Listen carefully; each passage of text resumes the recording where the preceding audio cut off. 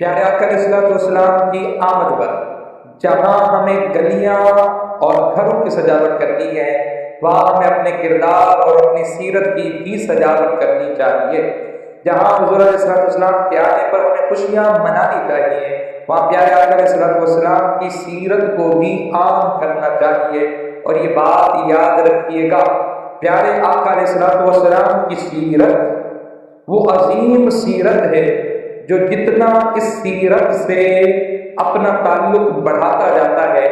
اپنی معرفت بڑھاتا جاتا ہے، اتنا وہ اللہ رب العزت کے قریب ہوتا چلا جاتا ہے۔ قرآن مجید میں اللہ رب العزت نے مشرکوں کا ایک عیب بیان کیا کہ مشرکین جہاں اور بہت سارے ان کے اندر عیب پائے جاتے تھے، وہ ضدی تھے، ہٹ دھرم تھے،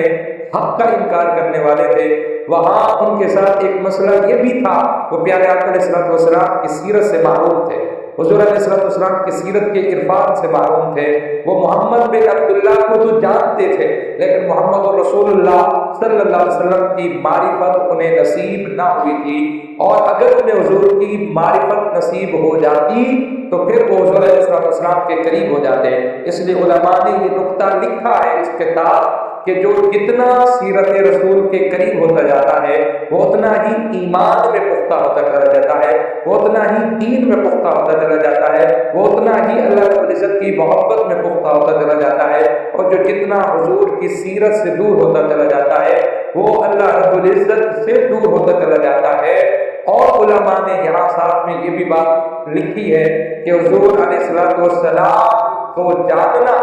اللہ کو ماننا بن جاتا ہے، حضور علیہ السلام سے تعلق کو بڑھانا اللہ رب العزت کی قربت کا ذریعہ بن جاتا ہے۔ جو جتنا حضور کے قریب ہوتا چلا جاتا ہے، اسے اتنا ہی اللہ رب العزت کی معرفت اور عظمت نصیب ہوتی چلی جاتی ہے۔